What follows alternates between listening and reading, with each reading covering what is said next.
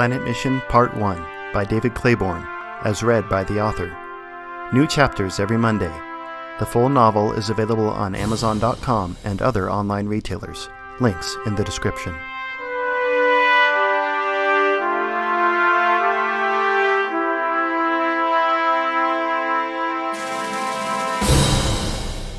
Chapter 29.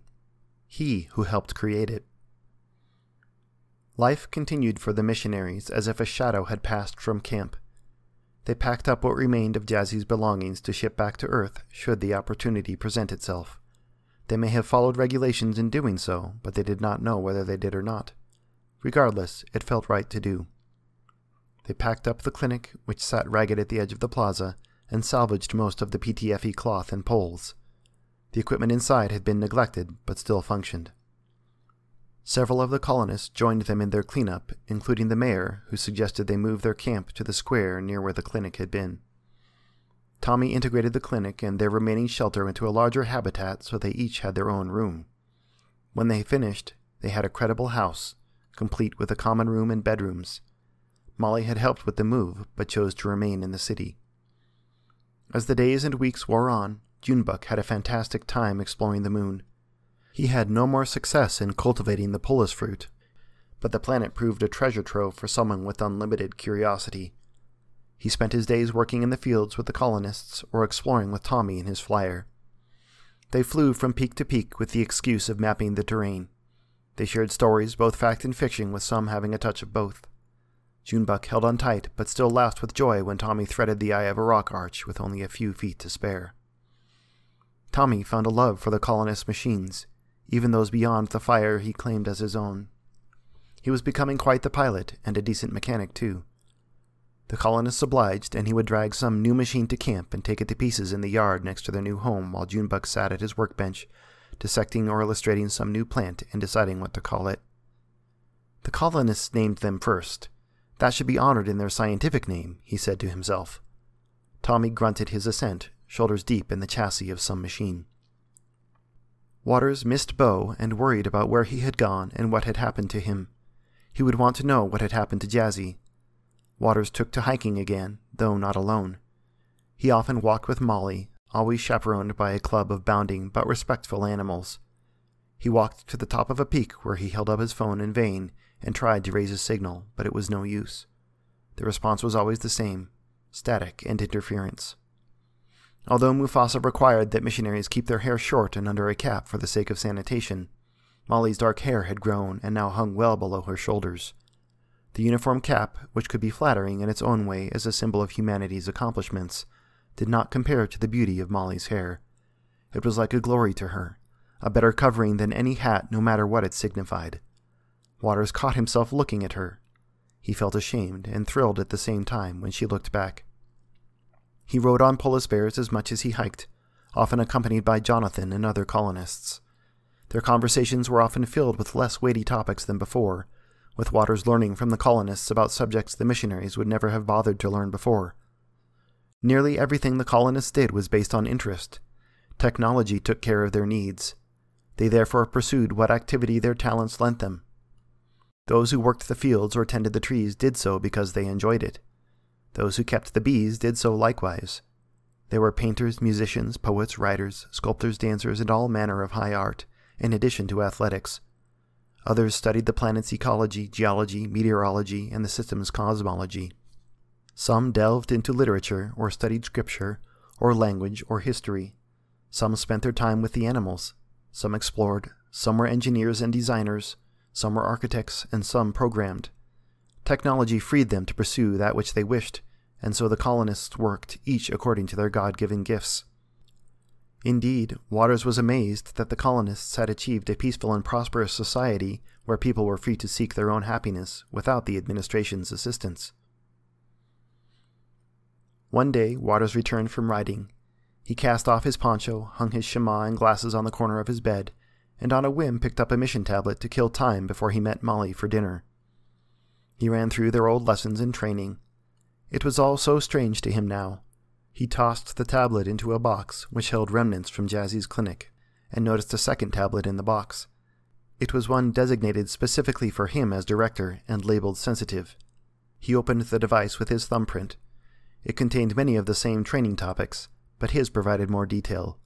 Administrative solutions, free education, the administration in science, Western religions and other enduring myths, supplemental education. The last topic reminded him of Molly's story about her parents. It had been incredible if true. Would the administration really put people into gulags? It would be regressing hundreds of years if so. As Waters continued to review the training materials, he found most of it standard training, but the deeper he got, the more credence it gave to Molly's tale. He came to a slide deep in the training about supplemental education and almost dropped the tablet in shock. He grabbed his poncho and rushed out of the shelter. He jogged toward the narrow gate and pulled out his phone to make a call. "Jonathan, I found something important. Can you put me in touch with the mayor? It's about our mission." Jonathan, the mayor, and Patience met him within a few minutes. He still could not pass through the gate, but had become something he now accepted. One's ability to pass into the city depended on no one's choices but his own. None of the missionaries were ready to make that choice. Molly, by contrast, had come to Polus having made the choice in her childhood. "Mayor, I just learned something significant for you in the whole city. It will work better if I can show you," Waters said. He led them back to the shelter and invited them in, then regretted doing so. It was the habitation of 3 single men. While not untidy, it was not what he wished them to see, but no matter. He pushed a spare shirt off a table, it might have been any one of theirs, and set his phone down. Then with a flick and flip of his fingers, his phone projected the slides he had been reviewing above the table. "I had got so used to being here with you that I nearly forgot why it was we came," Waters began. "Our mission, our purpose was to convince as many colonists as we could to rejoin Earth's society and government. My mission especially was to persuade you to join the colonial house. There, someone from the colony would represent you and along with members from the other colonies and cast resolutions concerning colonial government to be considered by the administration." "We knew this. You explained this to us many times," Jonathan said. Molly walked into the shelter looking for Waters. He was late to dinner. "Did I threaten you with this? Supplemental education?" Waters said, and flipped to the final slides of a presentation. Most of the slides were cheerful enough, showing small groups of people eagerly participating in classes and seminars that could have been for any generic purpose. Deeper into the presentation, the character of the slides changed. The final set was marked sensitive, not for public distribution. "These slides describe procedures for what should be done if a team fails," Waters said. "Supplemental education doesn't just mean you'll have to attend some classes. It means Mufasa could join with the military to relocate your entire colony back to Earth. You could be placed in camps. You could remain there until and unless you renounce your way of life." He looked at Molly, who remembered something she had rather not. "That may not be the worst of it, though." Waters advanced the slides, and there was an audible gasp. They depicted a gruesome medical procedure. A patient lay restrained on a table as a doctor inserted a metal rod above his eye. With a tap, the rod broke the thin wall of skull above the eye and penetrated the frontal lobe. The doctor twisted the rod and removed a tiny piece of gray matter. As the doctor did so, all emotion left the patient's face. They were not certain what it was, but it looked like medieval torture. Jonathan grew agitated and ready for a fight. I looked distressed. "Is this true?" The mayor and Patience were the only ones who did not react, but instead shared a knowing look. "Alex, we're grateful to you for bringing this to our attention, but we knew this already," the mayor said. Then he turned to Jonathan, and Molly. "I knew this already. I know what supplemental education means. I know what it means because I helped create it." Those gathered gasped at the mayor's revelation, but allowed him to continue. "I was not part of the first generation to come to Polus. I came around the time the colonial house was established. It was presented as a compromise to keep the colonies connected to Earth, but most saw it for what it was, a symbolic body that left control in the hands of Earth's government and turned the colonies into nothing more than janissaries.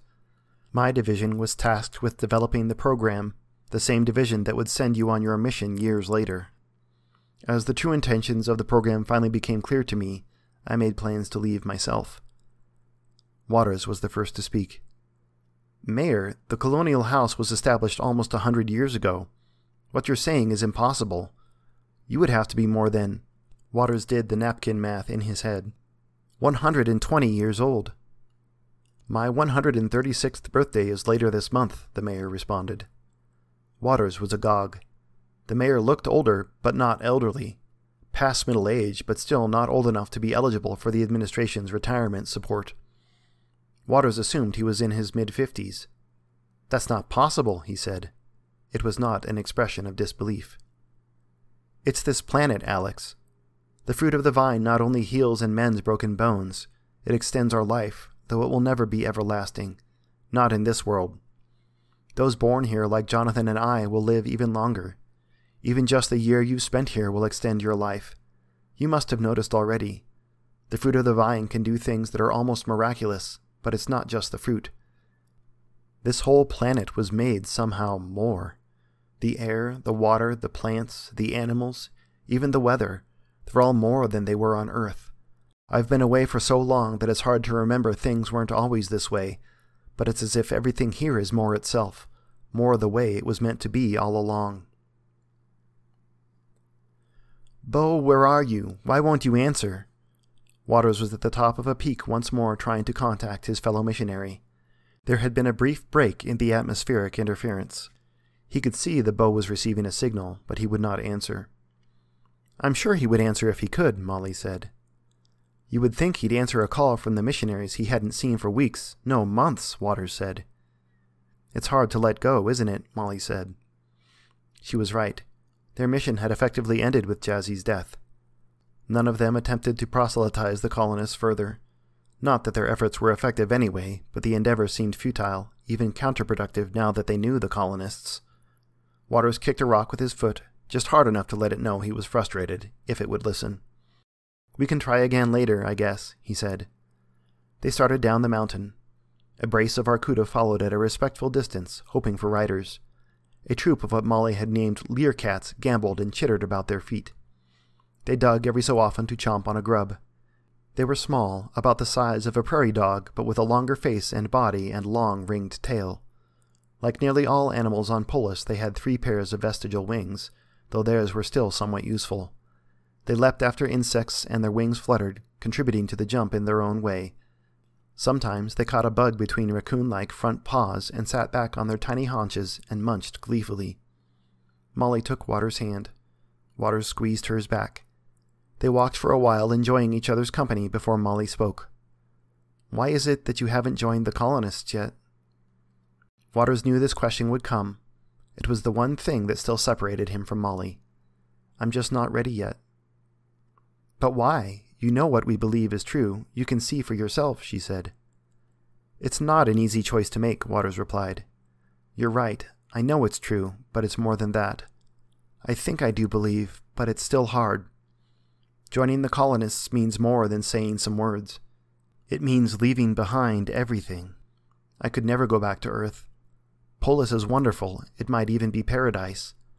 But I still feel like Earth is my home." "I know what you mean. It wasn't easy for me either," Molly said. "Even though my parents wanted me to join the colonists, almost begged me to join them, it still felt like I abandoned them. I hope they're okay, but they're probably not. Letting go of everything, it's not easy, not at all. It's almost like dying." "That's what it feels like," Waters said. "But my parents were right," Molly continued. "I'm better off than I ever was, and every day I become more myself. I had to let Earth go so that I could become who I was supposed to be." The sun shone bright, but everything around them seemed to glow of its own accord.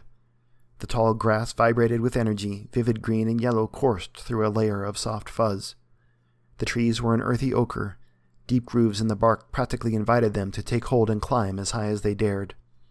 The sky was blue, bluer than the clearest afternoon sky Waters had ever seen in the remotest parts of Earth. And above them the gas giant Polus looked down, so clear they could call by name the jet streams and storms that dotted its surface if they had wanted. "I just don't think I'm ready," Waters said. "I know. I'll be there when you are," Molly said.